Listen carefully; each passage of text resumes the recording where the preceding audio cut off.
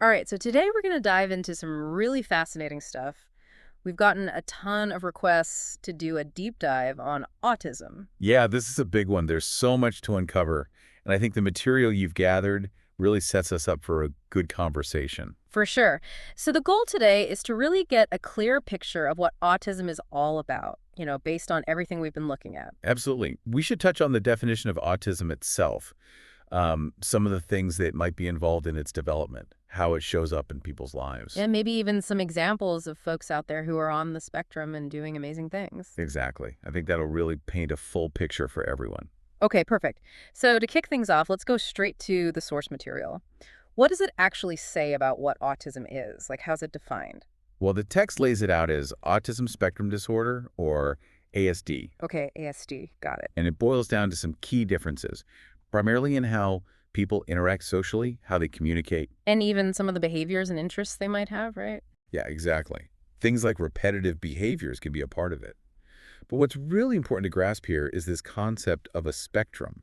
Ah, the spectrum. So it's not a one-size-fits-all kind of thing. Not at all. Picture it like a really, really wide range. Hmm. On one end, you might have individuals who need a lot of support day to day. And on the other. You could have people living super independently. And the thing is, even the strengths people have could be totally different from person to person. That's kind of the beauty of the spectrum. Totally makes sense. So we're starting to understand what autism is, but now I'm curious about the why. Any clues from the material on what causes it? It doesn't seem like there's one magic bullet answer. Instead, it points to a combo of factors, primarily genes and environment, like a nature and nurture tag team.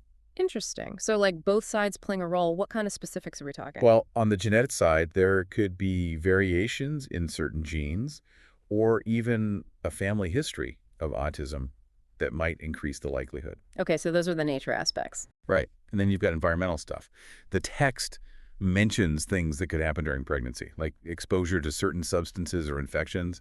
Advanced parental age is in there too. Oh, wow. So even stuff happening before birth could be a factor. It seems so. Even things like complications during birth are mentioned. Fascinating. Now, with this whole spectrum idea, it makes sense that how autism shows up could be just as diverse. What are some of the common effects we see mentioned in the material? Yeah, you're right. The effects are all over the map. In terms of social interactions, sometimes it can be tricky to pick up on those subtle social cues, like, sarcasm or body language. So things that a lot of us take for granted. Yeah.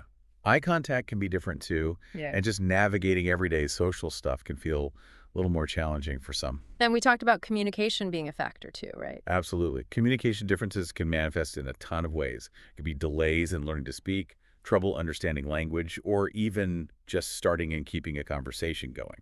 And I remember the text mentioned repetitive behaviors. What exactly does that include? Think repetitive movements, Mm. maybe a strong need for routines, everything the same, and for some people, sensory experiences are heightened.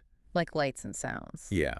Or even textures. It can go the other way too, where sensations are kind of dulled. It really depends. Now, the material doesn't just focus on the challenges, it also highlights some pretty awesome individuals on the spectrum who are out there making a real impact.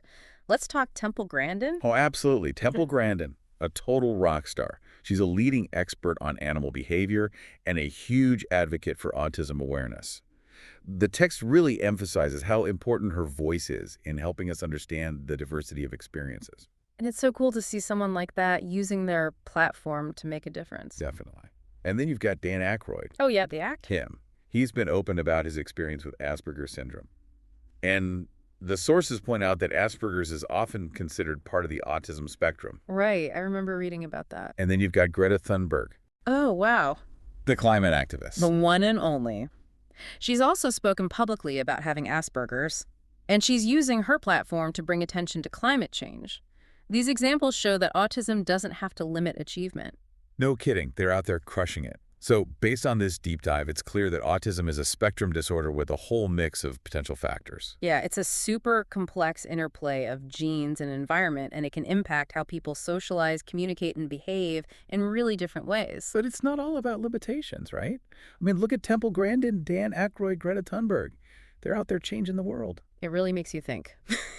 Understanding the spectrum is all about recognizing neurodiversity, appreciating the different ways our brains work, and the unique gifts everyone brings to the table. I love that. I mean, it's amazing to think how much richer our world is because of these differences. You said it. So to everyone listening out there, let's remember to celebrate those differences. Because when we embrace the spectrum of autism and all the ways our brains can be wired, we create a world where everyone can shine. Thanks for joining us for this deep dive. It's been a pleasure. Until next time. See you then.